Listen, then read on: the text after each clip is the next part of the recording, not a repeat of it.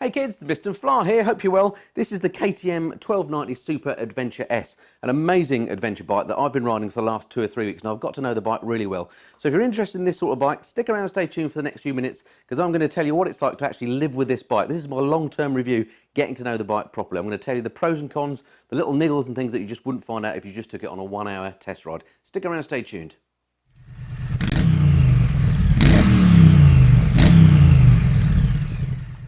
Okay, so I've been lucky enough to borrow this bike for the last 3 weeks and I've absolutely ridden the pants off it. I've put as many miles on the bike as I can so I can really get to understand what this bike is all about. So I've ridden it in all sorts of conditions, on all sorts of roads. I've ridden it in the dry, in the wet, on motorways, country lanes, you name it. I've done it on the bike and got a really good feel for what the machine is around. And during that time, I've made notes, comprehensive notes on what the pros and cons of the bike. So towards the end of the video, I'll take you through not only the good points, but also the negative points that you wouldn't possibly pick up in just a 1-hour test ride. And then to round the video off, I've also gone in depth on looking at the cost of ownership of this bike. How much is this thing going to cost you in terms of servicing, tax and insurance if you actually own the bike? So without further ado, let's crack on.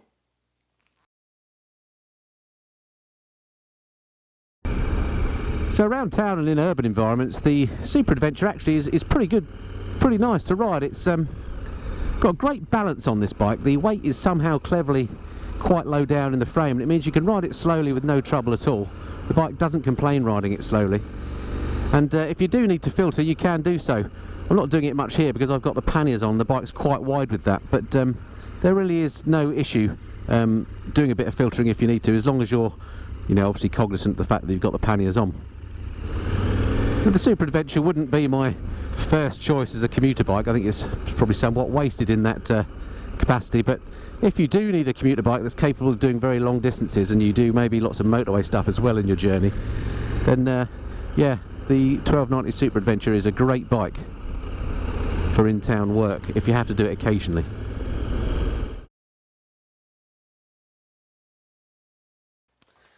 So even though KTM's in their DNA is off-road riding, this bike is very much capable of going off-road if you want it to. Really what most of these bikes are going to be used for, I think, when they're bought, is probably for touring, a bit like the BMW GS's, for example. So what's this bike like for touring? Well, of course, by default, because it's designed really for that, it's brilliant at touring, it's really good.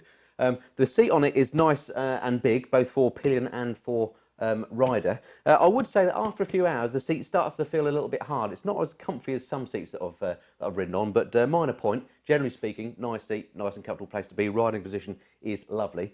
Because this big frontal area, you get really good wind protection off this bike, so there's no buffet. The actual stock screen, unusually, is really quite nice. There's no turbulence coming off there. You wouldn't have to replace that screen. It is adjustable using these wheels on the side here, so you can get that adjusted exactly how you like it. So nice and protected from the elements, that's good. And of course, big fuel tank, so you can do lots of miles between fill-ups, which is a great thing.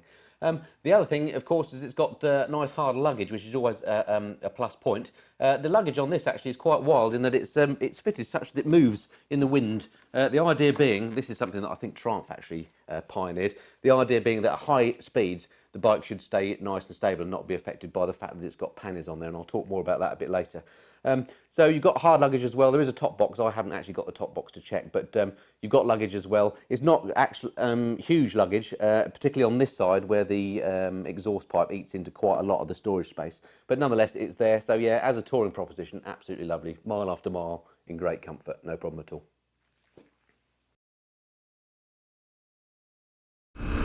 So fuel economy wise, the bike is telling me that I've been getting 47.8 miles per UK gallon, and I don't know how accurate these onboard economy meter type things are, but I've no reason to disbelieve that. So smidge less than 50 miles per gallon, but then it is a 1.3 litre bike and I haven't been babying it, you know. I've been riding it quite hard. So quite a thirsty old beast, but then you don't buy a bike of this size for its fuel economy. Okay, so much for that. What's she actually like when you get to the garage and you fill her up? Any gotchas there? So I'm just heading off to my favourite fuel station now, the local Tesco, to fill her up, and we'll see if there's any surprises there. So I'm certainly not expecting any surprises at the fuel station, but you never know, do you, with different bikes? And the big old Super Adventure has the keyless ignition, or at least this particular one does. There's no key to open the fuel cap, so basically when you get to the fuel station and you stop the bike, you need to get the cap open within a certain time frame, otherwise it will be locked. I haven't actually looked up what that time frame is, but obviously it gives you enough time to get the thing open, so it's not a big deal. Just saves you fumbling about for your key, which actually is quite nice. I always thought that keyless ignition was a solution for a problem that didn't exist, but actually once you've ridden a bike with it and got used to it, it's kind of nice. Oh, my favourite pump is available as well. Do you have a favourite pump at your fuel station? I hope not, it's not really my favourite pump. Right, okay, let's get this baby filled up. So, neutral, nice and easy to find. Stands easy to find. Kill the bike by pressing that button there. Okay, and then open that while I can. Alright, let's see how this goes. Okie dokie, not getting any more in than that.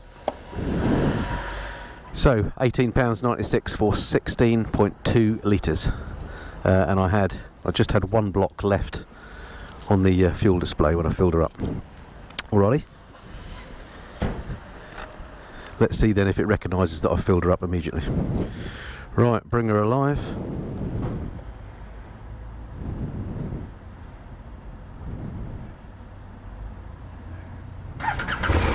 And it's already showing that I've got a full tank even before I started the bike, so none of that messing around waiting for it to register on the Super Adventure.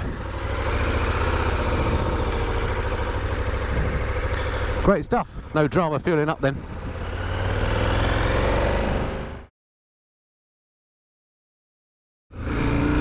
So in the wet then, on the big old KTM 1290 Super Adventure, what's she like to ride? Well, this particular bike has come fitted with Pirelli Scorpion Trail 2 tyres, which aren't tyres I've experienced before, but they seem absolutely fine to me in the wet. I mean, it's been raining all night, it's stopped raining now, but we're on very damp roads and I've got autumn leaves on the road as well, which makes for some pretty slippery riding conditions. And the tyres seem fine to me. I'm always maybe a bit of an Emperor's New Clothes type person when it comes to tyres. I find it quite difficult to tell the difference between tyres on big bikes, but these feel absolutely fine to me. And on this slippery old day, it feels like I've got plenty of grip, so no problem there.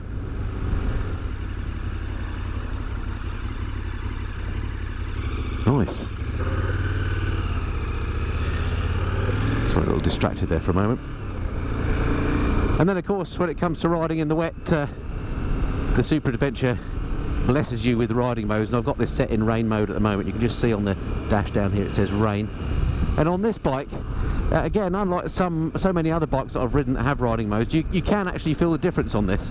When you put it into rain mode, not only does it do things like, you know, tone down the throttle response, but also cuts back the total power that it's got available. So instead of the usual 165-ish HP that this amazing engine has, it takes it back to closer to 100. I can't remember the actual figure off the top of my head, but it certainly feels a softer bike when you've got it in rain mode. Which has got to be a good thing. That said, there's still plenty of power available for overtakes.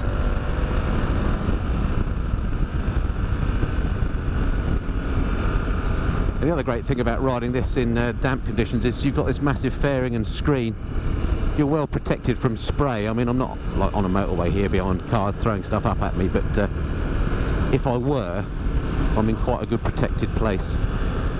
All that together with things like the really unobtrusive traction control on this bike and the ABS that has the lean angle sensitive system, has the IMU, so it knows exactly where the bike is in terms of its pitch, roll and yaw.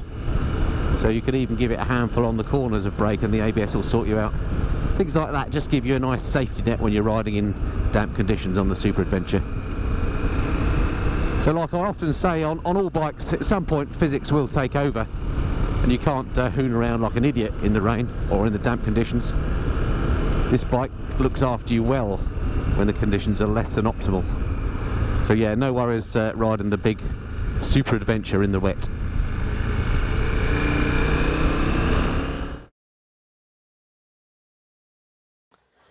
Okay, so what about home maintenance on the bike? There are certain jobs that you have to do yourself really when you're on a motorbike, isn't there? Well, unfortunately for an adventure bike, this is actually chain driven, so you are going to have to look after the chain on here. The good news is that KTM as standard have put a centre stand on the bike, so you can get the bike off the deck, so it makes it a little bit easier to clean and lube the chain. So that's number one. And then thinking about things like checking the tyre pressures and pumping the tyres up, they've made that very easy because they fitted these right angle valves as well, which means getting at those is very easy. So with the centre stand, things like chain maintenance, pumping the tyres up, etc., not really an issue on the bike.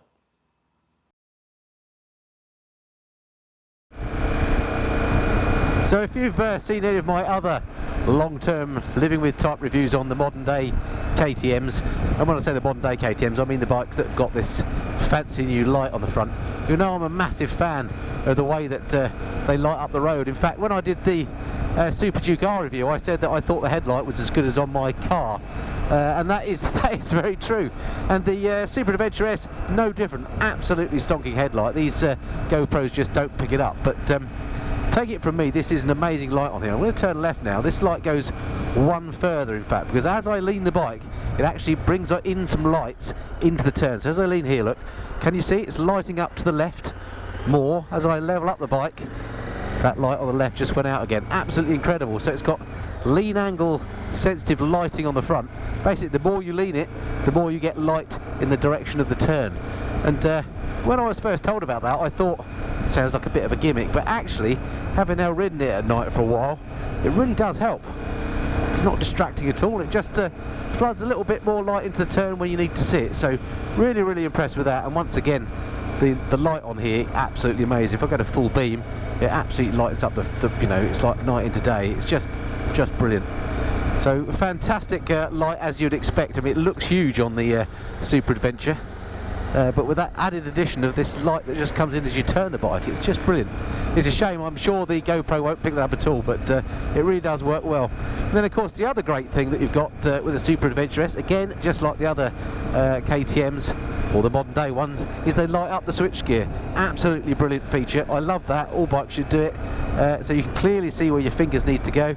Of course, you know, when you ride a bike a lot, you get to know exactly where the switches are, and you don't really even need to look to see. But when you've got a bike like this that's got plenty of switchgear, it really is a bonus to actually have the switchgear lit up, particularly with the, you know, the little cursor controls on the left handlebar. Really handy that they're lit up. So top marks to KTM once again for the lighting, riding at night. I love the instrumentation, the way that's lit up, you know, on the TFD display. That's obviously in its nighttime mode. It doesn't keep flicking to daytime at night. It's good to see.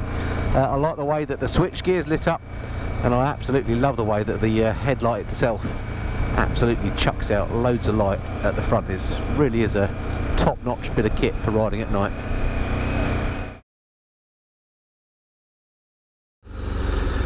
Okay, so we've said that the KTM is a big old bike. Well, what's it like when you're actually practically needing to move the thing around, manhandling it in, say, a car park? Well, here's a handy car park. Let's just stick it in a little space here and just have a little go moving it around, see what she's like. Okay.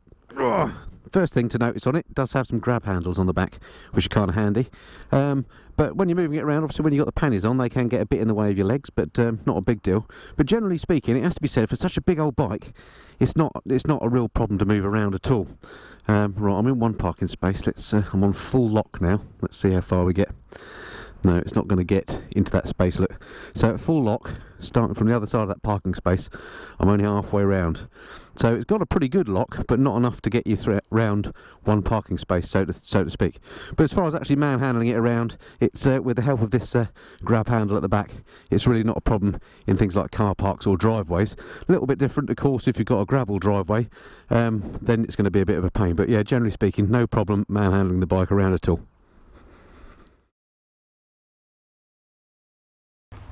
So on to my favourite Sunday pastime, cleaning the bike. How does the Super Adventure shape up? Well, has to be said, it's one of those bikes with an awful lot of nooks and crannies, so it is quite a pain in the backside to clean. Particularly around the front end here, there's all sorts of flaps and folds to get at, and it's a bit of a struggle getting the old bug shifter in there to get the screen clean, it has to be said. But most adventure bikes are much the same. You really do need a bike dryer as well to get the best out of this, particularly around that front end. But the good news is, once you put the effort in, she looks really, really nice, particularly in the sunshine.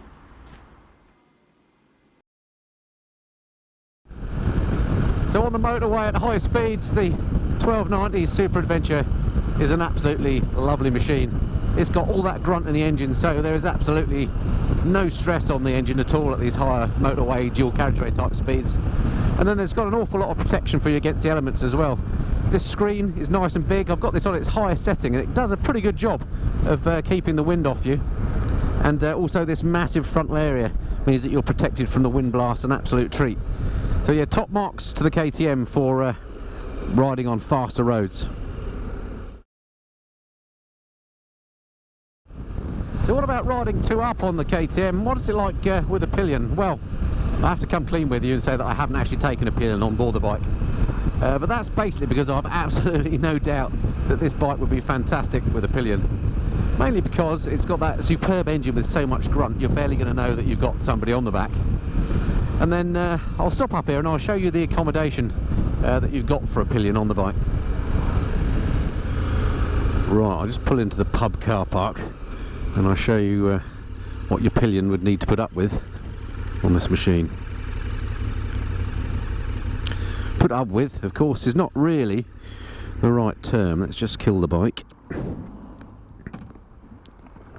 Oh, because you've got loads of room on this bike. Number one, you've got these great big grab handles, which is fantastic for a Pillion. If you don't want to hold your hands around the person who's riding, then that's great. And you've got this pretty big pad as well to sit on. Not quite as comfortable as some I've come across, but it's pretty large and spacious. And then decent foot pegs as well. Could be that the panniers get in the way a little bit, but generally speaking, you know, this is as good a perch as a Pillion gets on any bike, isn't it? So yeah, so with a Pillion, just no issues with this bike, mainly because of the comfortable accommodation and the brilliant engine on it.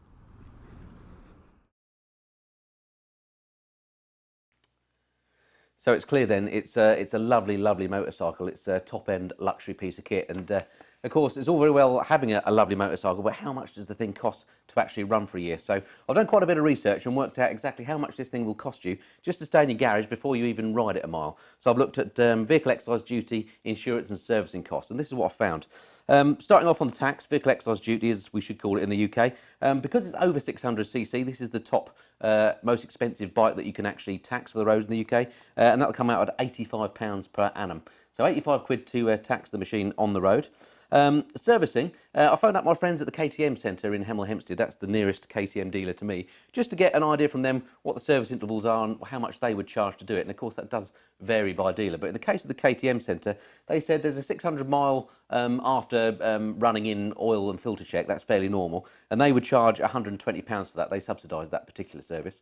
Then after 9,000 miles there's a minor service, and then another 9,000 miles a major service. So the service interval 9,000 miles or a year, whatever comes sooner. So nice long service intervals, that's the good news. The minor service, they would charge between £250 and £275 for, depending on what they found. So quite expensive, I thought, for a minor service. And the major service, and this is the big one, this would cost between £500 and £550. Again, depending on what they find. So quite an expensive bike to service, I think. And then to the insurance, and this is the big one. I went to my friends at Principal Insurance, who are very, very competitive normally. And for my bikes, all I can say is they're the cheapest people I've had a quote for to insure all my bikes. So I think they're a pretty good place to go to get a cheap quote. So in the case of this bike, they actually had to send it off to the underwriters, and they took my risk profile, which they have on record, and that's basically 6 years no claims bonus, live in quite a nice postcode, and I'm 49 years old, plus the bike's in a locked garage and so on. And they, after going to the underwriters, they came back with a quote of £755 with £750 excess, which is a massive amount to insure a motorcycle, I think. So added that lot up to come up with an annual sort of cost of ownership for the bike. So £85 for the road tax. I've come up with an average of the servicing based on 5,000 miles a year, £412.50, and then that colossal insurance of £755 comes to a total of £1,252.50 before you put any petrol in it and ride it for a mile. So £100 a month just to keep the bike in your garage. So quite an expensive proposition from a cost of ownership front. Okay, so I said at the start of the video that what I'd do towards the end was give you a summary of both the positive and the negative points that I'd found on the bike, the sort of things that you wouldn't find out necessarily if you just took the bike for a 1 hour test ride. So let's start with the negatives first, just so we can end on a positive note. Now, there aren't very many of these, but I thought I kind of owe it to you to tell you what I found. First thing, and these are in no particular order or in any sort of importance order either, The panniers, I found them pretty fiddly to remove and attach. Now, when I say found them pretty fiddly to remove and attach, I did get the guys at KTM UK to actually show me how you do that. And there are some clips at the front that pop out and you have to lift the handles and lift them off and slide them on rails and stuff. And they showed me that when I picked the bike up. And then I subsequently tried to take them off. I've read the manual, I've fiddled around with them, and I'm blowed if I can get them off. Of course, I don't want to force anything. It's not my bike. So all in all, yeah, right pain to get those panniers on and off compared to other panniers that I've used. So yeah, very fiddly. And then also, they're also not that big inside, and there are no like bags that come inside. There's just netting on the side. So with the doors that flap open, they're just not great panniers basically. Great that it's got hard panniers, but they're not the most easy to use panniers I've ever come across. And then whilst we're on the subject of the panniers, I mentioned earlier that they had that wriggle feature so that at high speeds the bike doesn't weave around. It's something that I think KTM have borrowed from the Triumph Explorer. That's something similar. Well, I have found actually at ridiculously high speeds, I won't tell you how I found this out, the back end does weave around a little bit, even with that feature on the panniers. So you have to be a little bit careful of that. But if you're not on the Autobahn and you're just riding in the UK, it won't be an issue to you. The other thing, I suppose, about the bike is cost. Cost of ownership we covered. I mean, it's an expensive bike to keep and run, but also just the cost of the bike in the first place. Things like the fact that the quick shifter, which is absolutely brilliant on this bike, it's both up and down and it works really smoothly. It's £333 as an option. You know, there are other bells and whistles that you can add on, things that you'll definitely want on the bike. And I just for fun went onto the website, onto the configurator, and spec'd up one of these with all the things that I'd want on the bike. And I quickly got up to £18,500, no problem, to purchase the bike. So 18.5 grand to buy the bike that I'd like, and then, as I said earlier, about £1,200 a year to keep the thing. An expensive proposition, certainly not a bike to go into with your eyes closed around the cost of the machine. So that's got to be a bad point. Talked a little bit earlier about the fact that you have to maintain the chain on it because it's got a chain, and that in itself for some people can be a problem. Not an issue for me. I've got other bikes with chains, so one more chain to clean and lube is not an issue for me. But lots of people on adventure type bikes do like the convenience of the shaft drive, so missing the shaft drive is a little bit of a black mark against it. The other thing that I found, in just a sort of an ease of use point of view, was there's not that many physical buttons on the handlebars. Most of the functions that you want to access, things like changing the engine modes or switching the heated grips on and off or changing the suspension settings, you all have to do via the brilliant TFT screen using the buttons on the handlebars. Now that's no big deal once you know where everything is, but just a simple thing like changing the heated grips is about 5 or 6 key presses deep within the menus to get to. And I personally would just like to see more physical buttons on the handlebars to do those sorts of functions that you're going to want to do probably quite often. So that I found a bit of a nuisance. And then while we talk about the TFT screen, I mean, it's a brilliant screen. It's nice and big. It's fantastic to read. It looks nice. The layout's nice. I think they've done a great job on that TFT screen.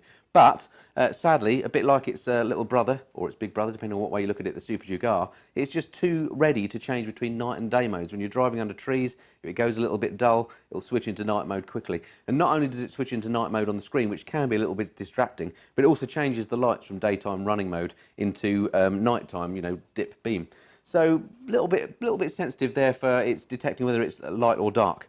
That pretty much is it. So, and as I say, I've been really nitpicking to try and find things that I don't like about this bike, and that's all I've come up with. So quite a short list, so not too bad really.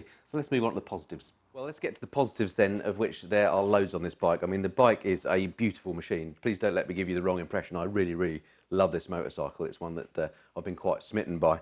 So the positives in particular that I wanted to pull out. First of all, again, I mentioned the TFT screen earlier and a couple of the issues with it, but it's still the best TFT screen that I've used yet. It's absolutely lovely. I say that, I haven't used the one on the new GS yet, but I have used the one on the Triumph Street Triple R.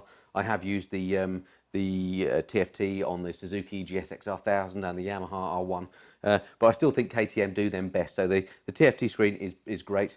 The next great thing about this bike, the thing that everybody says, and I absolutely concur, is the engine. This bike is all about the engine. It's got so much go. It really is sports bike-like performance in an adventure bike package. If you're a sports bike fan and you want a comfortable machine for touring on, you are going to absolutely love this machine. The engine is brilliant. Similarly, amazing electronics on this bike. It's got every electronic aid that you can possibly want and a few more besides. But in particular, the things I want to pull out are things like the hill hold control. Because it's got an IMU, it knows where it is in pitch, roll and yaw. When you're on a steep hill and you stop, the bike will just hold you there on the brakes, and then you just have to wind the throttle on and off you go. Other bikes have that feature, but it works particularly well on here. And the other thing that works particularly well on here is the quick shifter. It's a lovely, lovely quick shifter on here. It works no matter what revs you're at, both up and down the box. It really is a lovely quick shifter on here. Not quite as nice as on the Super Duke R, actually. I think the delay to ignition that the quick shifter gives you on this is slightly longer, so it's a little bit more clunky than the Super Duke R, which is the best quick shifter I've ever used, but nonetheless it's still lovely on this bike. So yeah, the electronics on this and the quick shifter, absolutely superb. I love the lighting on this at night time. Not only does the light look cool, but the fact that it's got that lean angle sensitive lighting. Again, I've never ridden a bike that's got that. A few others out there do have it. I think the new Multistrada does, for example. The fact that when you lean the bike, it actually puts more light into the corner. At night time, a great safety feature. Really, really like that. And then the other thing I thought was just worth pointing out, because it's something I often criticise on bikes, are the engine modes on this. When you change the engine modes on this, you really do notice a difference. There's a softer throttle response. There's less go about the engine. You know, when you've got it in rain mode, the thing actually is much kinder to you. So I really like that as well on this. Sometimes I think engine modes on bikes are a little bit of Emperor's New Clothes, but on this one, no, they really do make a difference. So yeah, plenty of other positives as well. I mean, just a lovely, lovely bike. Okay, so there we have it. That's my long-term review of the KTM 1290 Super Adventure. A lovely, lovely motorcycle, without doubt, a beautiful bike. If you were to play a game of top trumps with this bike would always win on paper. In terms of the specification, this bike cannot be beaten. It's got top quality electronics, top quality engine. The bike will always win. If you buy a bike with your head, then this bike's probably likely to come out the top. If you buy a bike with your heart, however, then things like the looks of the Ducati Multistrada, or maybe even the GS, may even swing you away from this. I don't know. I think the looks of the KTM, again, is something that you either like or you don't. I quite like them. I'm not sure I like them enough, but it is a lovely, lovely bike, as I say. Okay, I hope that's been of some interest to you. I do these long-term reviews from time to time. If you haven't seen them before and you've not been a subscriber to the channel, it'd be great to have you press the subscribe button. That way you won't miss any more of these in the future. I don't just do bike reviews, but I do how-tos, product reviews, trips and tours as well, and it'd be great to have you along, so do hit that subscribe button if you haven't done already. Okay, that's it for now. Look forward to speaking to you next time. Until then, this has been the Mr. Flyer. Cheerio.